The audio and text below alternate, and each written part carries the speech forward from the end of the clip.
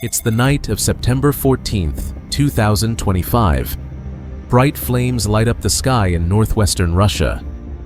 New tonight, Ukrainian drones struck one of Russia's largest oil refineries overnight. This is the latest in Ukraine's campaign to take out Russia's fuel infrastructure. Today marks the 1,300th day since Russia launched its full-scale invasion of Ukraine. Well, let's go straight to Kyiv now with our correspondent Gulliver Cragg to unpack some latest developments. Ukraine's defense minister, Gulliver Denis Shmyhal, says that the country will need at least $120 billion for defense for 2026. In the early hours of Sunday, Ukrainian drones struck the Kryvyi refinery, located in Russia's Leningrad region, sparking explosions and a massive fire. The refinery is operated by Surgutneftgaz, one of Russia's top oil companies. This facility produces about 17.7 million metric tons of crude oil per year, which is roughly 355,000 barrels per day. That makes it one of Russia's top 3 oil refineries by output. Ukrainian authorities say the attack was part of a larger plan to hit Russian oil facilities that fund Moscow's war in Ukraine. The idea is simple. By hitting oil infrastructure, Kyiv believes it can put pressure on Russia to negotiate an end to the fighting. According to the Ukrainian General Staff, the strike caused explosions and a fire, and photos released online showed towering flames and thick clouds of smoke in the night sky. Russia confirmed that 3 Ukrainian drones were shot down near the Kryvyi area. Leningrad Governor Alexander Drozdenko said that the fire was caused by falling debris from the drones and assured the public that no civilians were injured and the fire was extinguished. However, Russia has not fully detailed the damage to the refinery itself. Ukrainian drones struck one of Russia's largest oil refineries overnight into Sunday, according to both Ukraine's military and Russian officials. The attack comes just a day after former U.S. President Donald Trump warned NATO countries to stop buying Russian oil. He threatened tariffs between 50% to 100% for countries that continue to purchase Moscow's crude. Trump believes that by cutting off oil revenue, Russia's war machine could be weakened, forcing them to the negotiating table. A history of Ukraine's strategic strikes. The Kryvyi attack is not an isolated event. Ukraine has been targeting Russian oil and fuel facilities since early 2024, making drone strikes a key weapon in this war. These attacks are designed to weaken Russia's military by limiting fuel supplies for vehicles, machinery, and military equipment. For example, in the Bryansk region, Ukraine targeted a fuel facility in Nytopovichi in late August 2025. This pumping station delivers roughly 10.5 million tons of fuel annually to Russian military units in occupied territories. Ukrainian forces used a combination of drones, artillery, special operations, and missile strikes to hit the station. Fires broke out, though the exact damage is still being assessed. Earlier, Ukraine also struck the Primorsk oil port on the Baltic Sea, a major hub for Russia's maritime oil exports.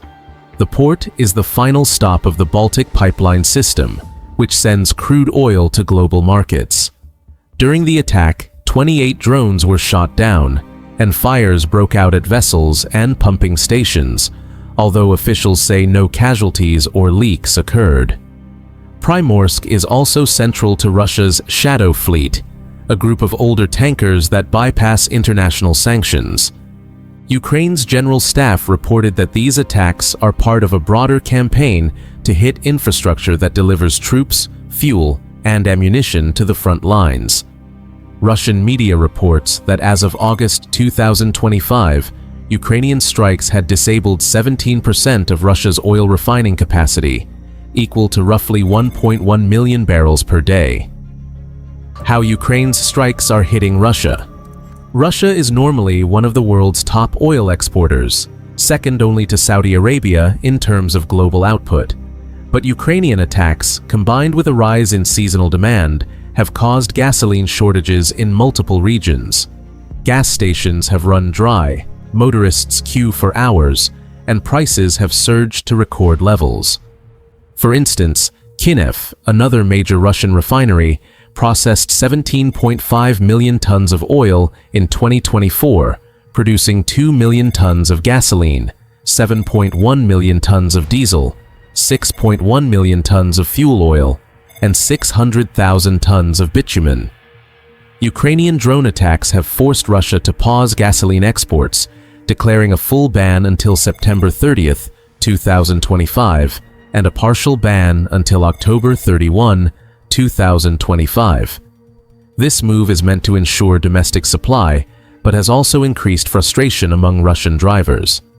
The Kryvyi refinery itself lost almost 40% of its processing capacity, about 400,000 barrels per day, due to damage to one of its main units. While the plant plans to increase output at other sections to compensate, overall capacity remains at about 75% of normal. The fuel crisis is not just in Western Russia. Crimea, annexed by Russia in 2014, has been severely impacted. Airports have been closed due to the threat of drones, pushing more travelers onto roads and worsening fuel shortages. In the Far East, motorists face kilometer-long queues, and prices for regular A95 petrol have risen dramatically, over 54% since January 2025, reaching around 82,300 rubles per ton. Even social media reflects public frustration. Do you believe that OPEC Plus members have a target in mind? Do they want to rise to a certain point before they think about perhaps ramping up production? Well, there is no explicit target price, of course, announced by the OPEC Plus members.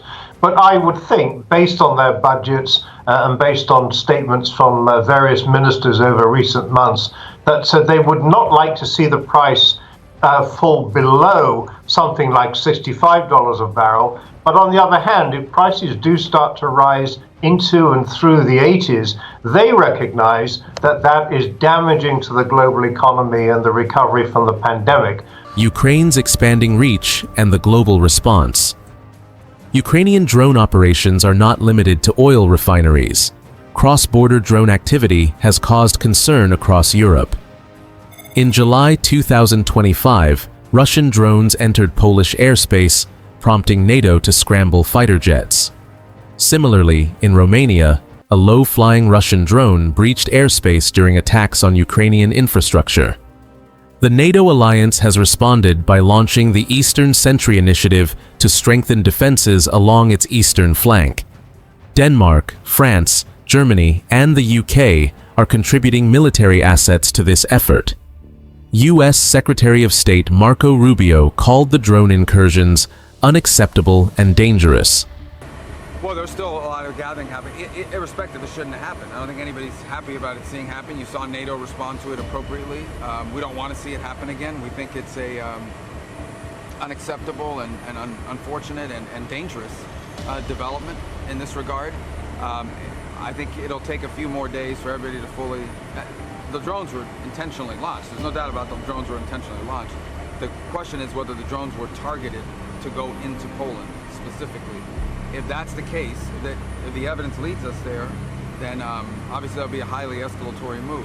There are a number of other possibilities as well, but I think we'd like to have all the facts. In response, Ukraine has adapted its strategy. Reports indicate that the Ukrainian military may intentionally limit 4G and 5G signals in certain areas to prevent Russian drones from transmitting images during attacks.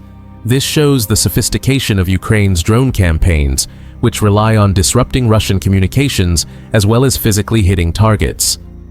The bigger picture: oil, money, and the war. The attacks on Kryvyi and other facilities are not random. They are part of Ukraine's larger strategy to dismantle Russia's oil empire. By targeting critical infrastructure, Ukraine reduces the Kremlin's ability to fund its war while creating a domestic crisis in Russia that cannot be ignored. For example, strikes on the Druzhba pipeline disrupted exports to Hungary and Slovakia, cutting off a major source of foreign currency. Similarly, the partial shutdown of Primorsk and other ports threatens Russia's ability to sell oil internationally. While these strikes create shortages, analysts argue that they are unlikely to completely halt Russia's war effort or industrial production. Much of Russia's military equipment runs on diesel, which remains more abundant than petrol. Nevertheless, the fuel crisis is expected to continue into winter, keeping pressure on Moscow and demonstrating the effectiveness of Ukraine's precision targeting. The Kirishi strike alone highlights the scale of this campaign. With a refinery producing 355,000 barrels per day affected, fires spreading across facilities, and additional units damaged, the impact on Russia's energy and transportation sectors is significant. Now, Ukraine has carried out one of its largest drone offensives yet, sending over 361 drones into Russian territory. This happens to be the sprawling Kirishi oil refinery in northwest Russia. Russian officials say 3 drones sparked a brief fire at the site. Despite these defenses, Ukraine continues to press forward, proving that aerial attacks are a critical component of the conflict. Europe they're my friends, but they're buying oil from Russia. So we can't be expected to be the only ones that are, full bore. But Europe is buying oil from Russia. I don't want them to buy oil. And the sanctions that they're putting on are not tough enough. And I'm willing to do sanctions, but they're going to have to toughen up their sanctions commensurate with what I'm doing. For the world, these attacks highlight the strategic importance of energy in modern conflicts and the high stakes of disrupting one of the globe's largest oil exporters. If you found this video interesting, make sure to like, subscribe, and hit the bell so you don't miss our next update.